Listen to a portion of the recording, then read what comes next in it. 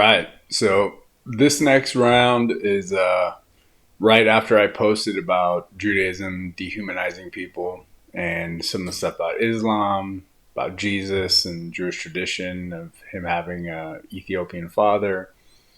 And what I noticed in all those is a lot of fear and people having trouble dealing with questioning their faith on all ends. I haven't posted actually the Islamic ones yet, which I'm gonna do. They should be probably as wild, depending. And but both the Christian and Jewish posts received a lot of. And I only briefly went over the comments. I haven't actually. By the time this goes up, I should have responded to all the comments. But reading through them quickly, a lot of fear and people having trouble questioning their faith. And I think it's the duty of anybody who is a person of faith or a seeker to question everything. I think you should be fearless in this. This is one philosophy that I stand by completely and adhere to myself, and be willing to question everything. Have no fear. People are so afraid of their image and not their action, right? So a lot of people care more about what people think about them than what they're actually doing. And, in the end, most of the time, people think about us by our actions. So let's talk about all the conspiracies. People love conspiracies. They want something to believe in. I think we should believe in ourselves and believe in humans, believe in humanity. And we're going to address a lot more of this in this round. I probably have one or two more rounds before I got to go. So I'm going to try to post a lot of videos. But this one, let's go start. We're going to go in order of the religions, how they started. So let's start with Jewish conspiracies. And boy, are there a lot of them. So especially Orthodox sects absolutely dehumanize non-Jews. And for those who commented, oh, they don't, there were comments of people who understand this and know this. I had an educator who from Jerusalem who went to yeshiva who's apparently never heard of these concepts and was more worried about the image it's going to give Israel, the title of the post, than actually researching any of the comments. And if they don't know, they wanted to talk to me and said maybe they can help me, but they aren't exposed to any of this. There was people that just outright denied it. It's kind of like a biologist talking about evolution, even though they haven't read Origin of Species. I mean, there's extensive literature on all of this, so it's not really up for debate. Avadia Yosef, the chief rabbi, I believe he was the chief rabbi of Israel for a while. He's posted everywhere around Israel, talks about enslaving Goyim. Like the reason Goyim don't die early is like if your donkey were to die, and they'll be eating their dainties while the Goyim work for them. And so also remember, this isn't all Jews. So you have to understand this. It's like saying all Muslims are terrorists, right? It's ridiculous. I mean, these are Orthodox, though. These are the people that believe it the most, which is the most disturbing. But you have to understand, and no less disturbing than Christians and the hiding pedophiles in the Catholic Church or whatever. But these are the people that believe it the most and adhere to the rules in the strictest fashion. So to say it's not everyone, sure, of course it's not. That's ridiculous to think. But at the same time, these are influential people. And we'll do a video about, every religion kind of has to deal with their own crazies. But it's definitely a very common idea in Judaism, in Chassidut, which I love so much. It's taught me so many great things, but I think it's the 99% oat bran, that 1% arsenic is in dehumanizing people. And we'll do one more video touching up on some of those ideas because I want to clarify. We will do a clarification video. But so that's one. It's not really a conspiracy. It's true. And I'm sorry if it hurts your feelings. It doesn't make me love Jews any less that some of them have this horrible idea about humanity. but they do. So not really a conspiracy that we can say. Some of the others, the most ridiculous one I think came out of Europe, and it's one of the blood libel ones, which is that Jews like bake their challah with Christian kids' blood or drink Christian kids' blood, put it in their food. Absolutely ridiculous. Jews go through so much trouble not to consume blood. Anyone that's had kosher meat, they cut it at the jugular, one single cut. It's actually a very humane way to butcher animals. If you do it all right, you like lay them down. They don't even see themselves bleeding. They just get tired. They fall asleep. You don't do it in sight of any other animals. And there's arguments that even kosher food today isn't because it's more factory butchered, but you're not supposed to do it in the sight of any other animals so they don't get riled up. It's kind of eliminates all the adrenaline that you could potentially get, which a lot of spiritual practices say is the real problem with eating meat. When you metabolize this adrenaline, it somehow renders your spirituality to like a weakened, dead state. So it's very humane, but they drain all the blood. They leave it hanging to drain the blood for an extended amount of time. And then on top of it, they'll pack it in salt. So if you ever had kosher meat, it's kind of salty. It's because they pack it all in salt to pull out any excess blood that they may consume. So that's an absolutely ridiculous conspiracy. Question it though. Question everything fearlessly. If it's you know you're in the right and it's in good, then you shouldn't have to be afraid to question everything. And I think that's really important. And so trying to rule the world, I mean, they are in positions of power, but everybody wants to rule the world. Like Tears for Fears song, everybody wants to rule the world. Everybody's in it for themselves, their self-interest. Jews are in it for their self-interest. Christians, Catholics, especially the Vatican, is in for their own self-interest. Do they help others along the way? Muslims for their own self-interest. Businessmen for their own self-interest. Corporations for their own self-interest. The world, basically, there is a certain sense of like having to survive. So yeah, I think Jews want to succeed in everything they do, like everyone. And it is a club, talk to a lot of people that work with a lot of Jews in tech or whatever. They feel like if they're not Jewish, they're not part of the club. I think it's hard for people. And this pervasive idea of dehumanizing others too doesn't help. And it's seeped more into the community than people want to admit, I think. But not everyone. You can't generalize it all, right? Remember, too, that like with the Sephardic, I think the worst of them are the Sephardic, which Chassidut is actually Ashkenaz. It's from like Ukraine, I think the Baal Shem Tov was from. But the Sephardic were kind of treated like animals from the Ashkenaz. They come from Arab countries. Arabs are like one step at Africa, right? It's like the first civilization. They're very have a lot of Bedouin ancient traditions. They're very, and not in a bad way. I mean, they're just very salt of the earth people in a lot of ways.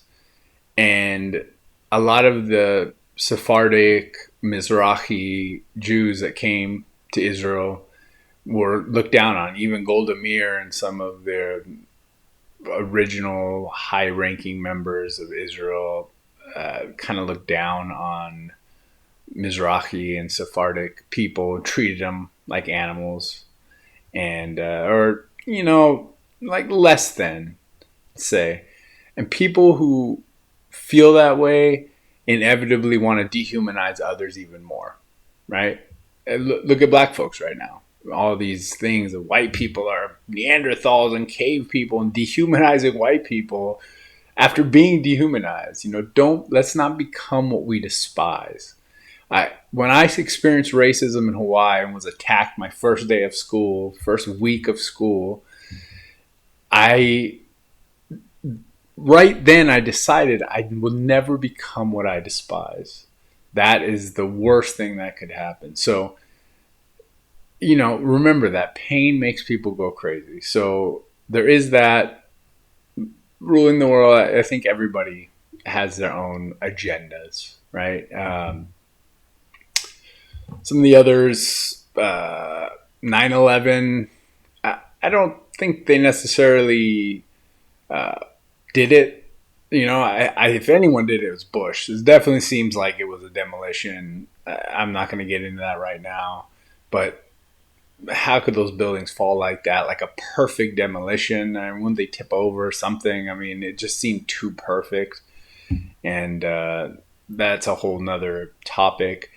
I do know from personal experience, my first Jewish girlfriend, I call her my high school sweetheart. She was her. I've said in previous videos, her mom was like a New Yorker Jew. Her uncle still lived in New York, Long Island, I believe. He got a call the night before and said, "Don't go to work that day." And he almost didn't go to work. He went late and he was walking into the second tower as the first tower got hit. So, did Israeli Jewish community know something was going to happen? There's also the guy who took over the lease and the third building or whatever was Jewish. Maybe, yeah. Did they do it? I don't. I doubt it. Do I question it? It could have been. I don't think so. I think it was, Bush and those guys. They were. It's not weird that the biggest oil family, one of the biggest oil families in the world, went after the biggest oil reserve, right? It wasn't the biggest tapped oil reserve, but it was potentially the biggest oil reserve in the world. So I don't think there's a coincidence there. And they had beef already from the Gulf War, the first one. So, right, didn't Bush say, "Oh, he tried to kill my daddy" or something? So, I mean, I definitely think there's something to that. And I know from personal experience, I mean, it's just what I experienced. And I remember hearing the day it happened or day after or whatever that she said that her uncle survived and he ran literally from the towers all the way to Long Island. So maybe that's definitely one that could be the Gaza Hamas thing, that they're in on it together or whatever for the port.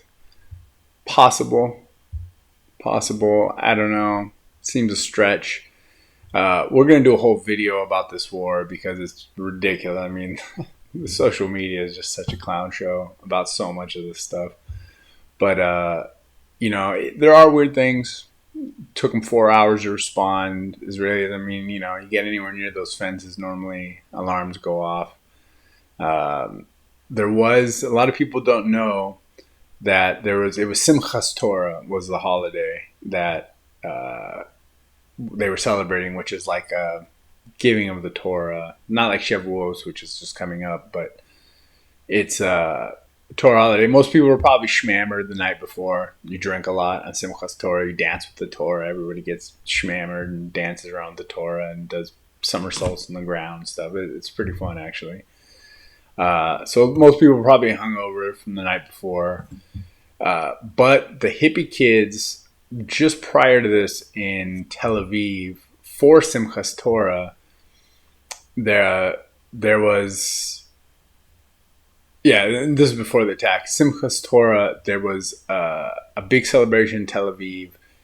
They had a Torah scroll, and those same hippie kids that were at that festy, like a group of those kind of kids, I don't know those exact kids, ran through and tipped over the Torah and disrupted the whole thing. And it was a big drama. So they say, oh, maybe they could have gone after them for that and let the hippie kids get taken out to start this whole thing. But that they want to build a canal. And the Suez Canal, which goes through Egypt, makes, it's billions, I want to say, $6 billion or $8 billion a year. It's something ridiculous like that. And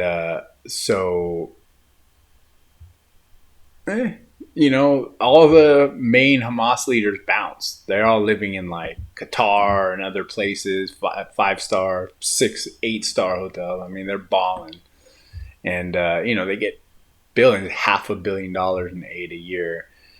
And we'll talk about that more in the actual war video. But could it be? Maybe they cut a deal with them, and that's why they're like routing the North, especially so hard.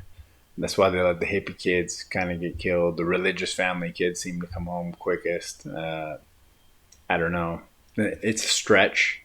There's a long history of bullying, and we'll talk about it in the war one. So I tend not to believe it. It's possible. There are weird things. The response time being probably the weirdest thing of anything. It was a holiday, so but pretty long response time, pretty weird. And so who knows? It's a weird conspiracy. Hitler, Holocaust definitely happened. I don't think that it's not, but Jews have told me, it was actually a Jew who told me this, that Hitler was hired to kill the converts that weren't really Jewish. So at the time, Judaism was very trendy in Germany and Poland, and especially Germany. And people were like, who weren't religious, were wanting to wear yarmulkes and stuff. They were not even Jewish. It was just like kind of a trendy thing. And they had amazing cantors. The singers in Judaism is great or greater than a lot of the opera singers. So they tried to recruit them for opera, and a lot of them wouldn't. They would only sing Torah songs. And it was kind of a trendy thing. So a lot of people converted, but they didn't really keep like Jewish custom very well. So they convert and still eat pork sausage or whatever, big part of German culture, right? And so Hitler was hired by the Zionists to not only stir up sympathy, but to basically get rid of those Jews. So and I'm sure there was other people who were caught up in the crossfire, but that's what they claim. I heard this from a Jew.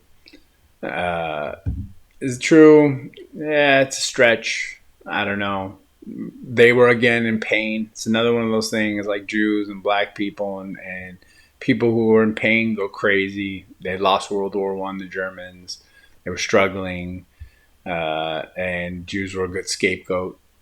So I definitely think it's happened. I've been to Auschwitz, and it's another thing, like, Jews hate the Poles so much for it, but it's like, man, when you go there, when they claim they didn't know, you could tell. You drive through like the darkest forest you've ever seen. The forest in Europe, you understand where the stories come from, all the fairy tales, Baba Yaga and all that kind of stuff. In that, I remember I was at a summer house, and it was just like meadow, birds singing, sun shining. You walk into the woods, it's like out of a cartoon. It gets pitch black. It's like super dark.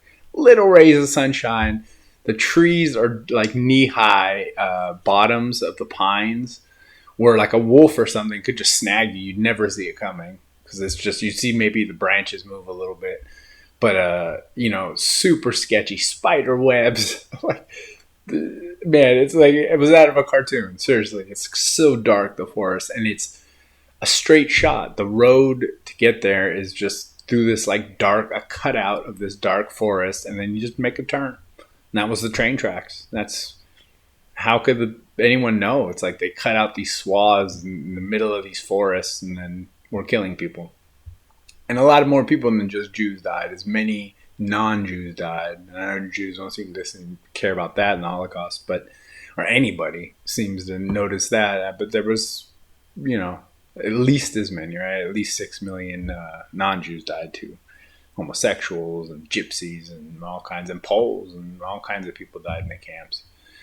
We had a lady, Pani Nakoska, used to come to our house and help my grandma around the house and just kind of vacation, cook bomb food. And she was in a camp, and she was hiding Jews.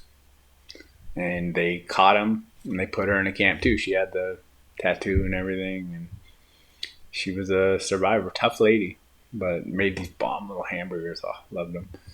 And so, is it possible that's how Hitler came into power? It's a stretch. Like a lot of conspiracies. stretch. And so I don't really believe it. Could be.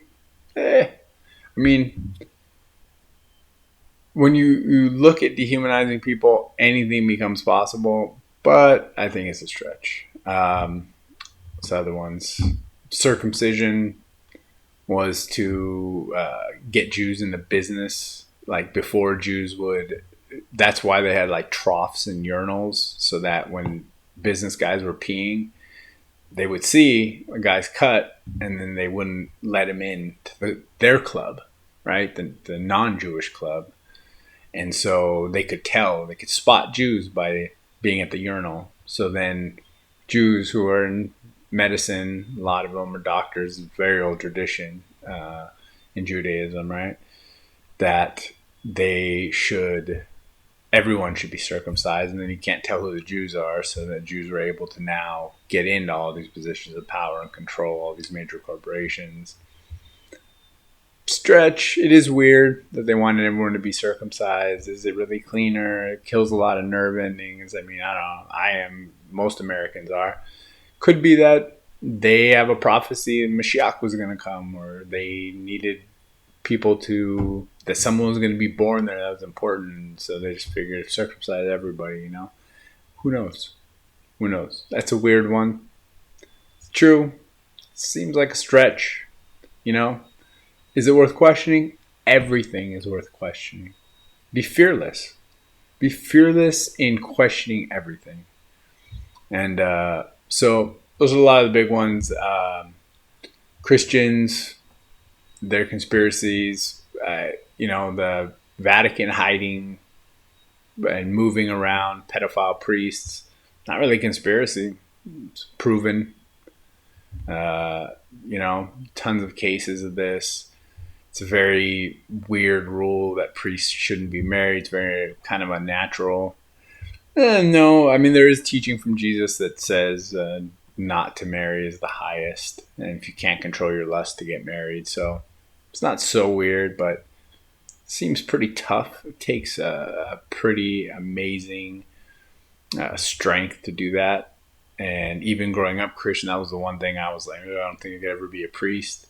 I believe it was St. Augustine who had a great quote, said, "Lord, give me chastity, but just not yet. Just not yet." He was kind of from a wealthy family. Ladies seemed to like him. And I always laughed about that when I remember reading that. So not really conspiracy, but for money mainly, right? They didn't want to have to pay for priest families, so saved them money. You can get richer.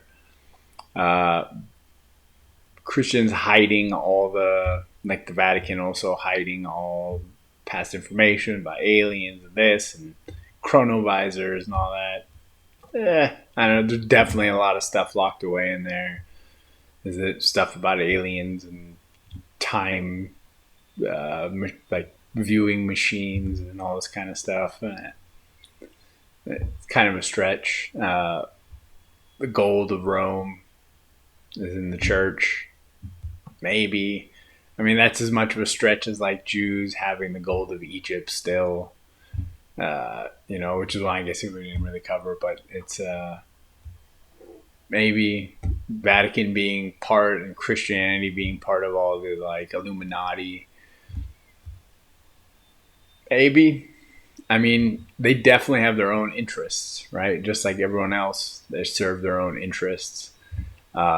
The Illuminati and all that, I think it would be more fallen like Freemasons, if anything, because they were kind of anti-religion. They were like scientists that were didn't want to be burnt like Copernicus, but they wanted to explore science, and it was heresy to question anything Catholic Church in those years. So could it be? Maybe. I don't know.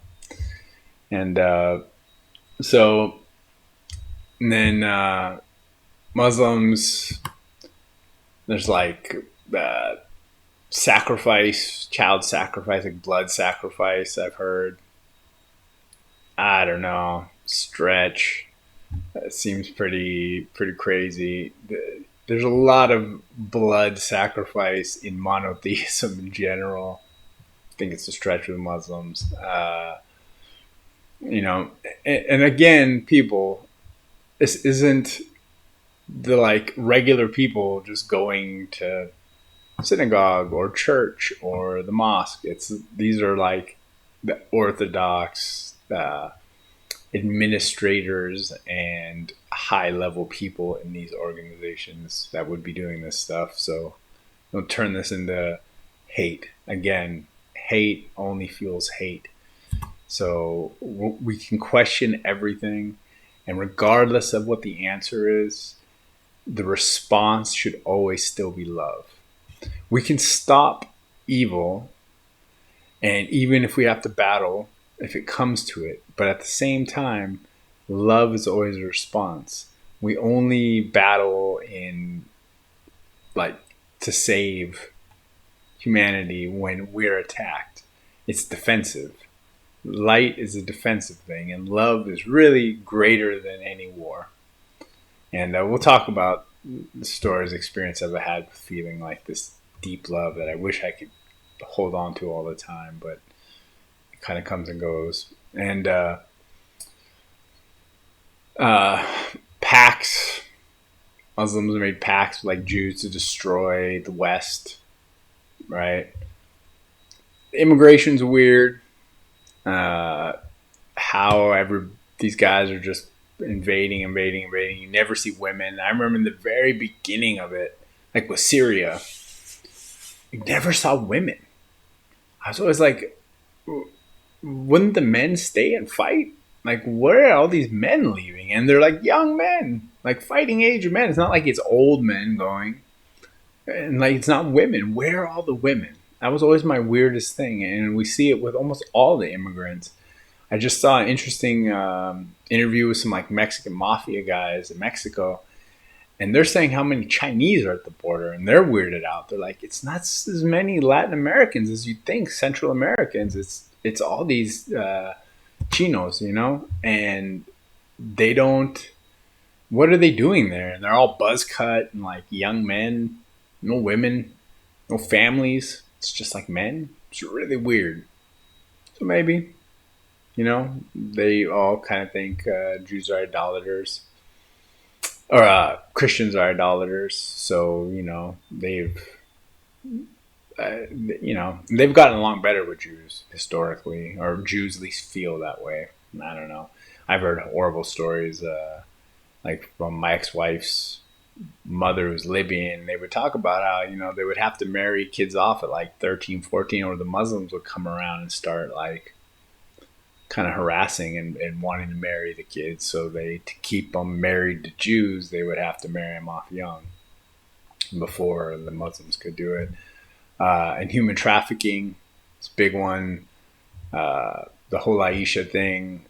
We will do one more video on that. I was going to put it in the Muslim video, but I think all three religions have some issues there with young girls and can be addressed. There's the Muslims love to always, whenever they get called out on the whole Aisha thing, which was Muhammad's last wife. She was 6 years old when they got married, according to her hadith, it's called. 9 when they consummated. And it very clearly states, really inarguably, she was playing on the swings. Her mom came and wiped down her face and sent her off to consummate the marriage at 9. And says it very clearly. They always like talk about how Rebecca was like 3 or something. But there's no set age. It's not like in the hadith where they literally name 6 and 9 for marriage and consummation. They talk about how they don't know. They try to put the timeline together, and she could be super young like that, like a baby, a toddler. But there's another idea that she was 16, which would make more sense because she's drawing water from a well, which I don't know, like a little toddler could do that. But so child trafficking and marrying young, possible.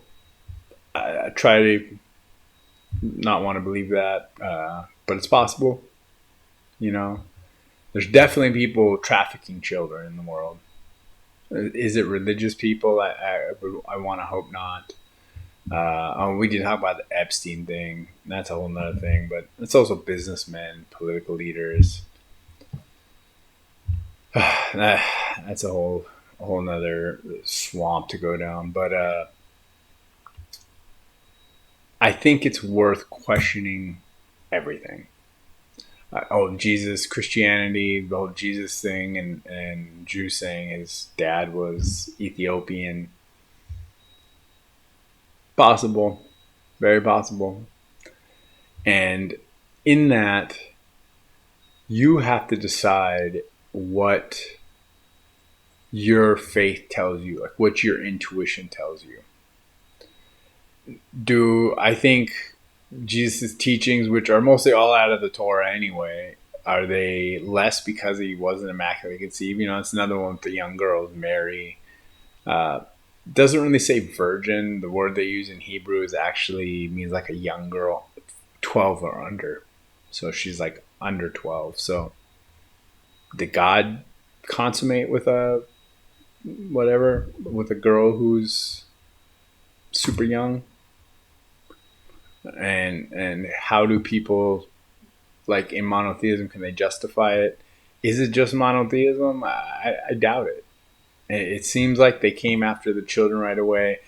Even, you know, when I was a kid, my mom, we live in Long Beach, where I'm from, was like the gayest community per capita in America.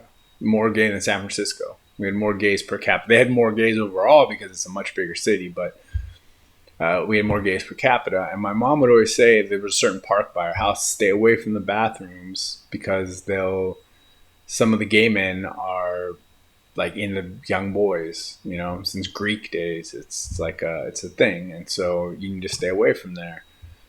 And I used to, when I was young, I was like, that's weird. It seems kind of bigoted. Even then, I was like, it seems kind of bigoted.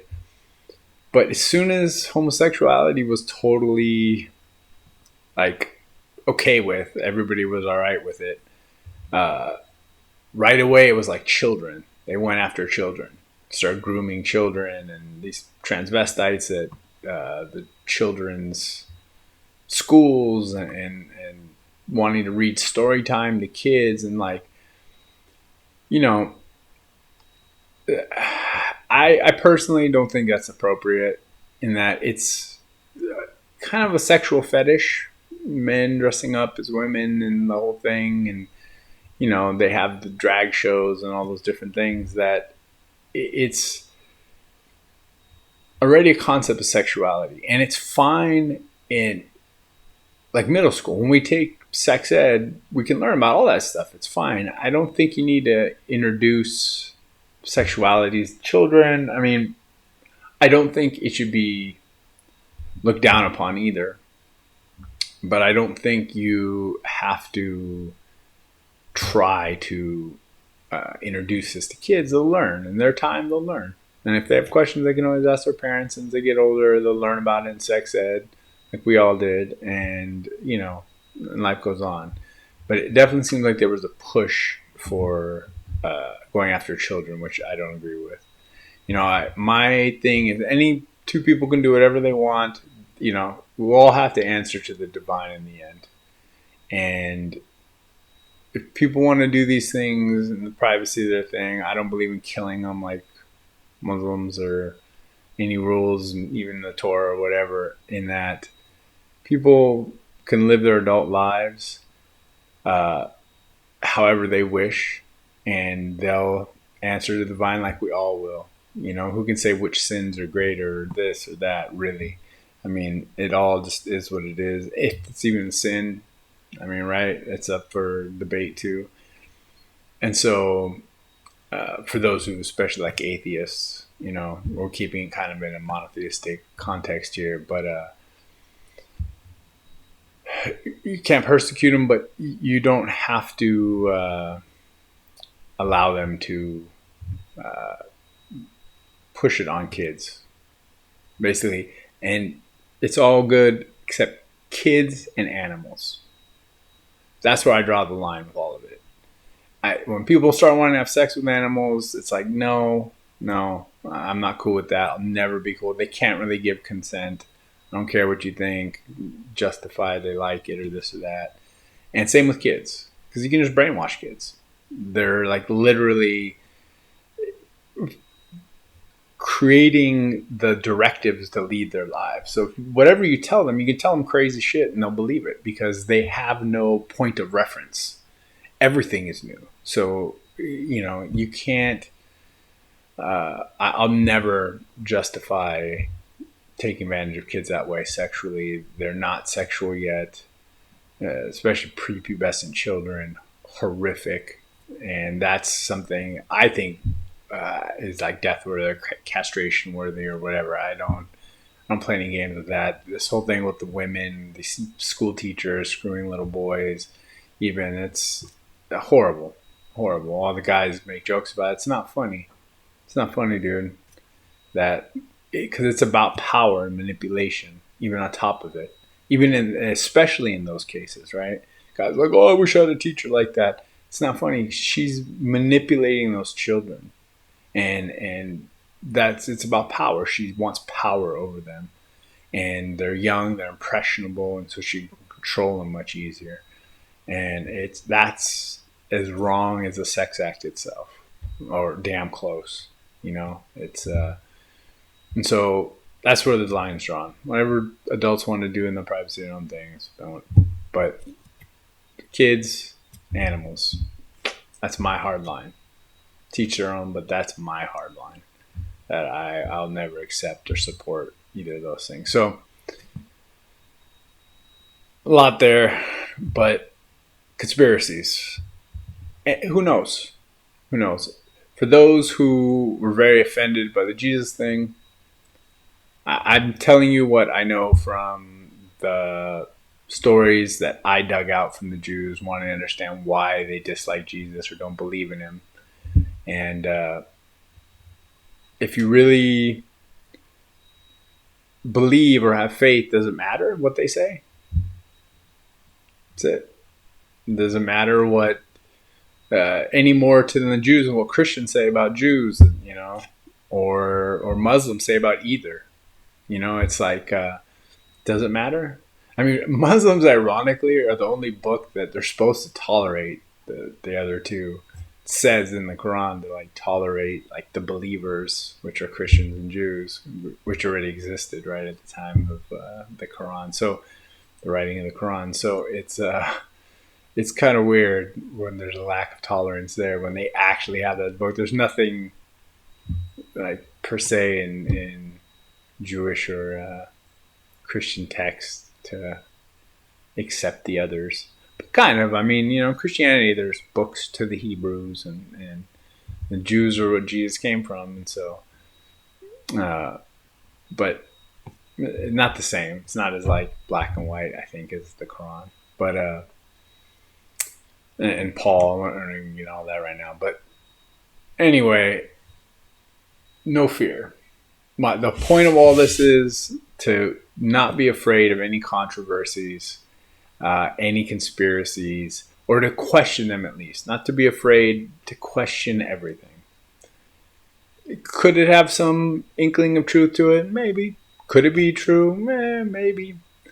Is it probably false? Probably. More than likely. Most of these things are false. And then the ones we have direct evidence for. I think all things come to light. So until we have absolute evidence of a lot of this stuff, then it's best to be skeptical and take it all with a grain of salt, but don't be afraid to question everything. So I just want to do that after everything that happened and listening to everybody talk about the fears they had, it seemed like, of faith, and feeling weird about some of these videos, or just not knowing. A lot of lay people don't know their scripture very well. I've learned over the years, and even some people who think themselves teachers in advance don't seem to know much about it either. So Scholarship's important. Lazy pseudo intellectualism is definitely destroying humanity. So that's something. If we want to save the humans, 10 minutes on Google will answer a lot of these questions. It's really easy to just deny stuff or whatever, but look up anything, everything. Conspiracy stuff's ridiculous. The rabbit holes you can go down to, but I just mean facts in general. Spend 15 minutes with. There's something. Whenever I see something that I'm interested in on social media, I immediately go find it on the internet and start reading about it. I want to know the source. I want to know more about it. Immediately, you should read up on stuff. 5 minutes. That's all it takes. Instead of looking at silly pictures for 5 minutes, take a fact that matters and delve a little deeper. Super important. So anyway, that's it. I wish everyone the blessing of courage to question everything, and faith and resolve to, if you have to change, if you question something and you can find evidence, or your heart, more than anything, your soul is telling you this is the right thing, then, but as you find evidence too, and listen, remember, the head will lead us astray with logic. It can, make you go down these logical routes that take you to improper places sometimes. Logic can be a tricky maze. The heart, when it's hurt enough times, will lie to you and tell you, oh, this. That's what we think with our head or heart, and then the soul. And the soul will never lie to us. It's real as can be all the time. So think with your head, think with your heart, but listen for guidance with your soul, which will always lead you down the right path. And so I wish everyone that courage to question everything, and the faith, the resolve to change their beliefs when they find new information that should, or to stand by them regardless of what's thrown at you, because both paths are right. There's going to be some things that you may change what you believe because of it. You hear it, it makes sense, you research a little more, you start to change your belief system. Don't be, in that movie Dogma, they have a great thing of like, have some ideas, right? Ideas can change, but beliefs are a much trickier thing to change. So, but it's the same thing, right? We're getting into like idiosyncratic mumbo jumbo at that point. If your beliefs change, it's okay. Grow, learn. If anything, if it doesn't change, it should just make you that much stronger.